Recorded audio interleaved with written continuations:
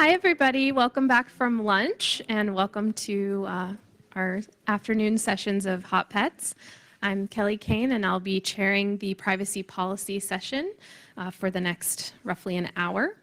Our talks this afternoon will go just like the talks this morning. There'll be about 15 minutes for the talk and plenty of time at 10 minutes for questions. Again, as a reminder, we would like Hot Pets to be very interactive. Our first talk of the afternoon is by Hadi Asghari, Renee Mayu, Pratik Mittal, and Rachel Greenstadt. And Hadi's going to be talking about the right of access as a tool for privacy governance. Welcome, Hadi.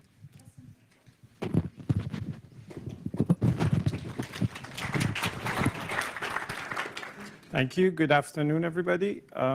Is the volume good enough? Yeah, okay. I'm excited to present some of the work I've been doing with my colleagues. My name is Hadi Asghari. I'm a researcher at Delft University of Technology in the Netherlands. And this is a work together with my student, Renee Mayo, and colleagues, Pratik and Rachel. So the motivation behind the work is we all know we need much more transparency. There's a large information asymmetry between what the collectors of data are doing and what we know about them, and the public, I mean even the academics. I think a lot of the measurement work that's presented here, or for instance the fake news discussion, all of that shows to what extent and how hard the community is working to open up more what's going there. And this was another idea. At some point, me and Rachel were brainstorming about what other ways would be to increase transparency. And the idea we came up was whether we could use the EU access rights as an empirical tool. I'll describe what they are in a minute. And mainly, the access rights have been used by activists in the past. So you might have heard, for instance, about Max Schrems using it. So the right of access, it's defined in the European Data Protection Directive and also in the upcoming General Data Protection Regulation. It basically says that a data subject, that's any natural person, can ask a data controller for a copy of their data, and they should also explain what the purpose was that they collected the data and who they shared the data with, and some other things. So this is what an access request looks like. It's in Dutch because I've sent it to my Dutch bank. But basically, the first paragraph, I'm saying, please give me everything you have on me. And then I'm explaining the legal basis, and I'm saying that I've included a copy of my passport. And this is what they respond. So they sent me back a letter a few weeks afterwards. It includes my personal details, name, address, etc. It includes the list of contracts I have with the bank, so that's my accounts.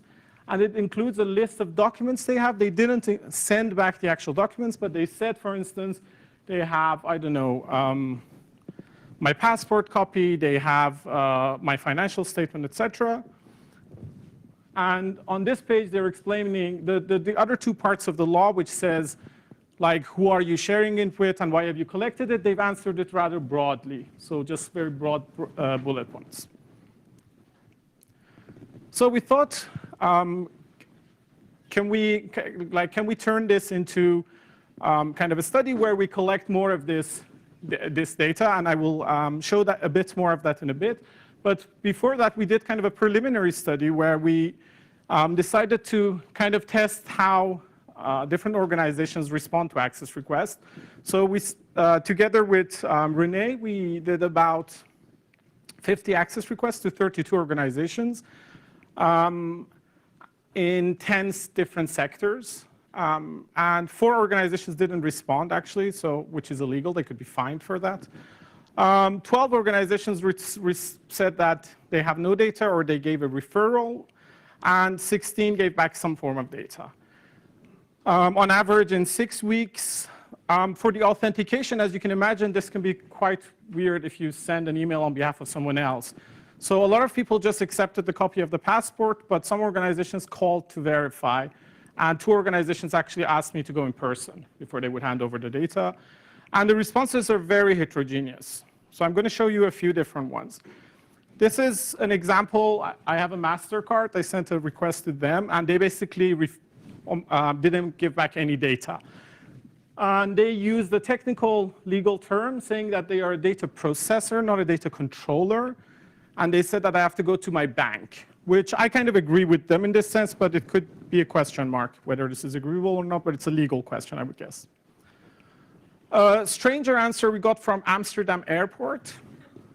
They again said they have no data, and then they said all the data in the airport is controlled by third parties, and they list a very long list of third parties that might have the data. But this made no sense to us because an airport has centralized infrastructure, right? Who controls your luggage? The airport's not going to give that to someone else. And plus, this is an actual sticker in Schiphol, which has a Wi-Fi tracking kind of warning. So we sent a follow-up request asking, can you explain who the third parties are for exactly baggage and Wi-Fi? And then they sent another response saying, well, they actually do collect data, but they delete it regularly. So they said it's deleted after a few days. So I don't know how we can test this. It might be an example of actually excellent privacy design if they delete the data, or it might require further digging. We sent a request to my public transport card. They responded pretty quickly, and they gave actually a lot of data, which indicates they have kind of a nice workflow for this in place. But interesting enough, they sent back prints of screenshots of their CRM system. So even though this company, and this was pretty normal, like this is what I got from a lot of people, it seems like organizations don't have a fully automated system in place to produce these reports. And for instance, there was also a big screenshot of my face. This was the more interesting stuff, which was all my check-ins and check-outs with my card. And the amount I paid, there is one thing missing here. I don't know if you can see. There's a really important thing missing. There are no location information in it. So we actually asked them back, and they say they don't keep the location. They just keep the costs. I don't know. It's an interesting question again. This is a request to the police, so you can actually even send to the intelligence services or the police. Everybody has to answer. This one was sent by Rene. He got back a report of the times he'd been to the police, once as a witness, once as an accident. What we noticed was missing was that he actually had witnessed the shooting in 2009, and that wasn't in the report.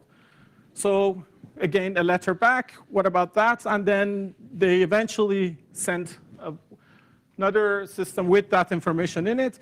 And they explained actually that they keep data from before 5 years in a different system, so their systems are not connected. They had to go to the archives, etc. So one of the things we noticed was that there is a lot of back and forth involved in getting this kind of data. So if you remember, one of the elements the law said was that they have to show who they share the data with. The city of The Hague actually did the most extensive thing in that, where they sent back a very detailed kind of log by some kind of system, where it lists, for instance, that they've shared, this is again Renee's information, they shared it with Data Lloyd, this information, but it doesn't have any of the values, it's just the labels of what they shared. And if you dig through it, sometimes you kind of come up with strange things. For instance, the financial market authorities, they query it as date of death, probably as kind of normal thing that their system does. We sent one request to TU Delft, actually. And this was kind of interesting. So they know me, so they kind of recognize my name. I got an email from them saying, what is this? And I responded, well, it's EU law. Answer it as you normally would. And they said they've never had one of these requests, which is interesting if you think that this law exists for 20 years. And TU Delft has thousands of students and employees, and I'm the first one to ask. So I eventually get back a response. It's actually a pretty detailed response. It's on all of those are the different systems the university owns, what kind of personal data in each system, and the legal, but not, they actually didn't send back the actual labels of it, the actual data, but just categories of what data it is and on what legal basis it's collected. the guy who sent this made a kind of interview, like appointment with me, follow-up appointment. He wanted to know how I would benchmark them compared to other organizations, which was interesting because it indicated that actually this has the potential of some kind of learning for the organizations. And I actually asked him how long it took them to send me this. He said 80 hours. So if it kind of seems very unfair that I can do it in 5 minutes and it will take him 80 hours, but I think maybe they will do the second one faster. So this kind of brings us to our main idea, which I'd like to get a bit of feedback from you guys. We're thinking of like getting hundreds or maybe 1,000 volunteers to send out these access requests. And these are the kind of insights we think we can get from the data. So the first is we get insight on the processes that companies have, and they're basically very high-level data practices. We are actually hoping that it will teach us stuff about the data flows, and that might be useful as ground truth for people doing other forms of measurements, like external measurements, etc. And also, we want to evaluate the users on how they feel about the data. So, like, are you appalled or what? And we think it's useful for a bunch of different groups, including the organizations. Two key challenges we see are the data is very unstructured. So we would like to share, of course, this data set after we create it. But it's so unstructured, we're thinking still what's the best way to do that. And of course, all of the privacy implications of like how do we share that. So yeah, if you have any ideas. So we've been kind of doing, we received a seed grant from Princeton to kind of start the project. And based on that, we've started with, for now, some UI SketchUps. This part actually already exists. This is the tool I use to generate the request from. It's run by the Dutch NGO Bits of Freedom, who've also been very kind and advised us on a lot of the work, where you kind of choose the company and it generates the letter with the correct address. As you saw, there is a lot of back and forth involved, and you have to, companies like miss their deadlines. So you have to send them reminder letters, etc. So we foresee that one of the nice things, this is kind of a mock-up we've done, would be that for a user that sends the request, we kind of tell them, hey, this one you need to kind of send a reminder, and we just keep a track of what the process looks like for them. We'll then be asking users to upload their responses. At the moment, we've thought at least we will give them the option to black out things that they think shouldn't be even seen by the admins of the system or by like the PIs. And like this could be a very simple evaluation where we ask them, you know, was the data complete? Because they are the ones who can answer that question, right, better than anybody else. And a lot of the answers, responses when we got it required like really discussing, does it make sense that the company says they don't have this or they do? And so we envision like the forum will also be an important part of kind of the platform. And all of this will kind of generate data which should be helpful. This is how we envision it could be shared. This is like a somewhat simple model, but it would be like they only, so what they share on the forum is basically their choice, the user's choice. The kind of, what they share with us in kind of the consent form for these volunteers that we want to get will be that they will share most of it with us. We are actually now starting with 5 first volunteers as a test to see how people feel about that, about sharing everything. And with other researchers at the moment, like we would have to share the data in a privacy preserving manner. At the moment, our thought is to do kind of case by case. So we see a request and then we see like manually how can we get that out from the data, add like, I don't know, noise if necessary, etc., to make sure it remains, and also ask users extra consent based on the research that's been asked for it. So that's it. In summary, we think access requests have a lot of potential to create transparency.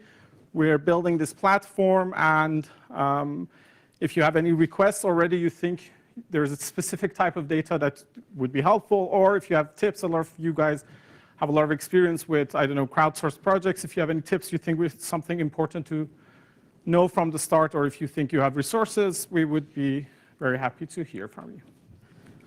Thank you.